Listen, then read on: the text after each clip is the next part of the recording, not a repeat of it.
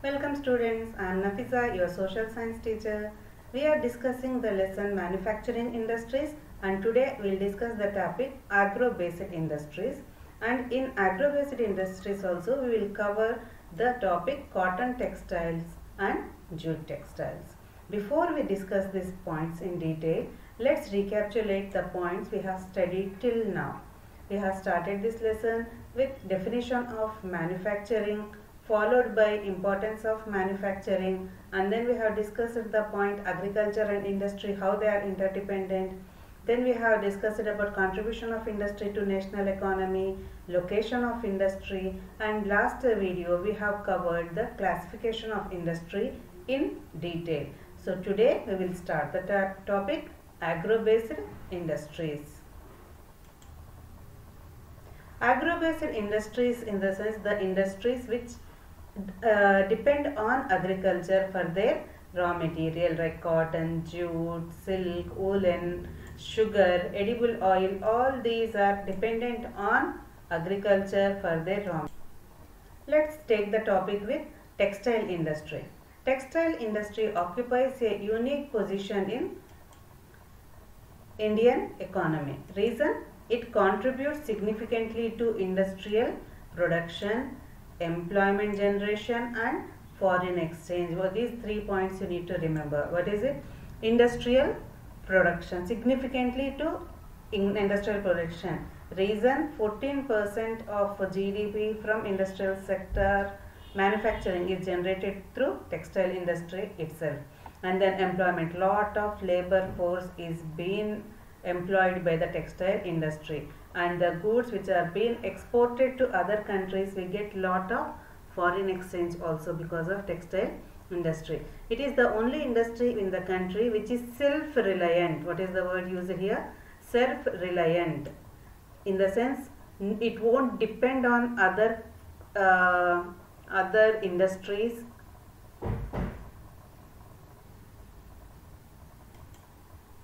It won't depend on other industries, and it completes the value chain from raw material to highest value added products. Let's look at the flow chart given at the top of the textbook. So this flow chart clearly states in what way this is a complete value chain and how textile industry is self-reliant. From raw fiber, in the sense cotton, I think you all know the process of manufacturing a cloth from cotton to a cloth. So from raw fiber, from cotton to yarn, yarn in the sense thread like, then from yarn to fabric like a cloth piece, then fabric to garment, fabric in the sense big piece of cloth, garment, so it can be shirt, it can be nightie, it can be a saree. So the garment, all this process is done in India itself. It is not dependent on any other imports. Like here they are saying like fiber production, spinning, like from cotton through spinning yarn is made, then weaving fabric is made, then dyeing and finishing garment is made. I will show it through picture. Have a look at the picture here. From spinning yarn to weaving and then to garment like a cloth, then cloth dyeing, printing, finishing is done. Finally a garment is being manufactured. This is the process of textile manufacturing. Let's first discuss about cotton textile, means the textile which whose raw material is cotton. Okay, cotton textile, let us discuss first. In ancient India, cotton textiles were produced with hand spinning and handloom weaving. Let's have a look at the picture, then you can understand it more clearly. First it was done by hand. Okay, have a look at these pictures. This method is known as hand spinning. Gandhiji's charkha, if you can recollect. Yes, from yarn they will make a cloth, hand spinning, and this method is known as weaving. Even here you can see weaving. These are the traditional, this is spinning and this is weaving. These are the traditional way of making a cloth in India.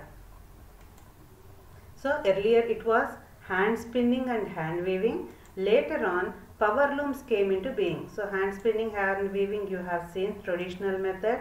Later on power loom, in the sense the like weaving of the cloth with the help of a machine, power, with the help of electricity is referred to as power loom. Let's have a look at power loom. The power loom looks something like this. It's a machine which makes cloth on its own. This is a power loom method.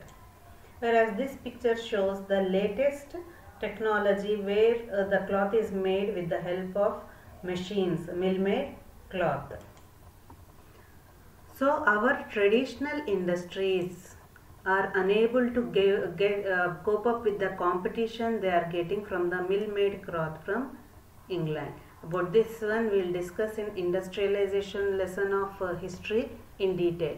And it's a well-known fact also, mill-made cloth, vast production and less cost. Traditional industries like loom, like weaving and by spinning and weaving the cloth, it is little costlier. It's time taking and it's costlier also. So people they shifted towards mill-made cloth, and these traditional industries have taken a setback. Okay, in the next we will discuss the first successful textile mill was established in Mumbai in the year 1854. It can be asked for objective or it can be asked for map pointing also. First textile mill was set up in Mumbai in the year 1854. Then the two world wars fought in Europe and India was the British colony.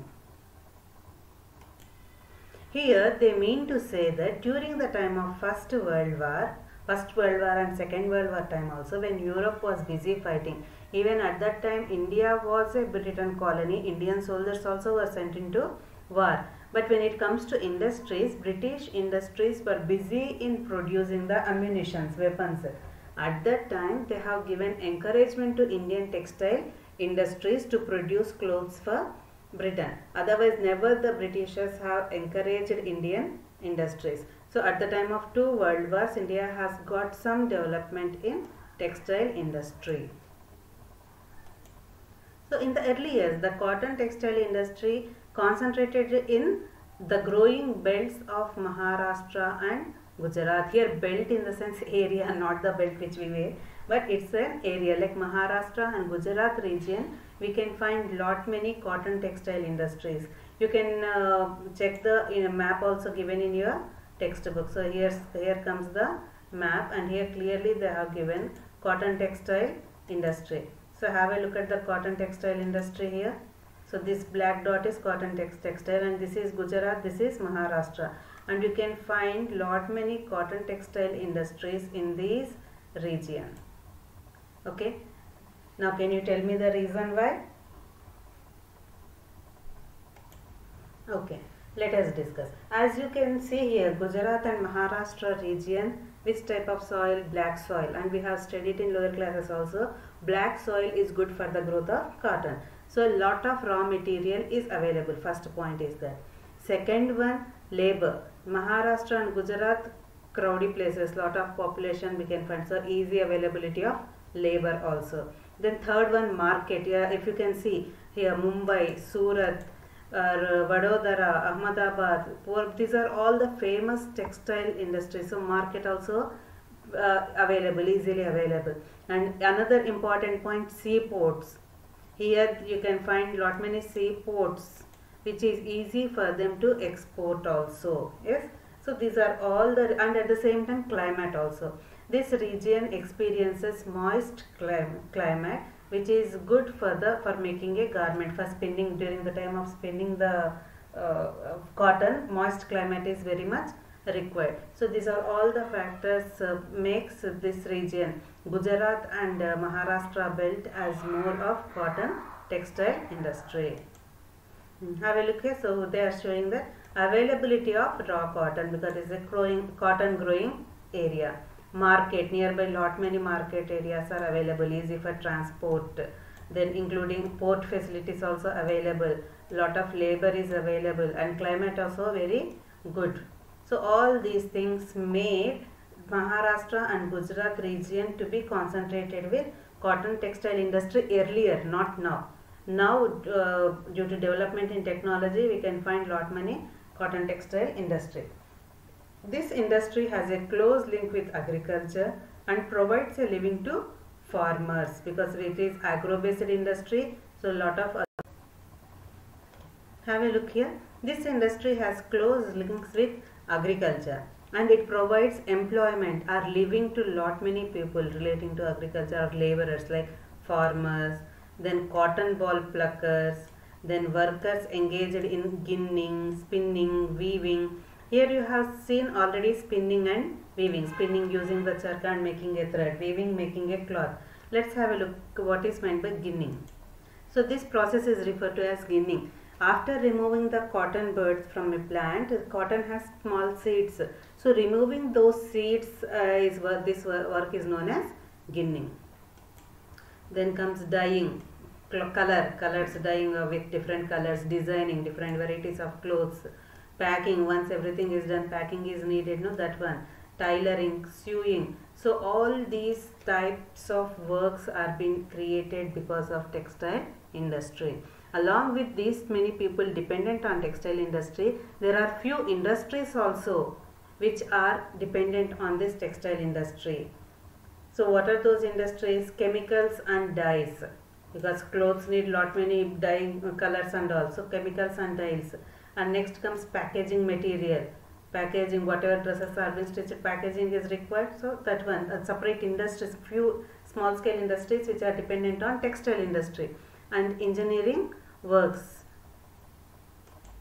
Have a look at a small industry where people are involved, labor force, you can see labor force, different color threads, and then stitching, how the stitching is going on, packaging. So all these things, to small engineering, like it's like sewing machines, threads, these all equipments, all these small industries are dependent on textile industries for their livelihood.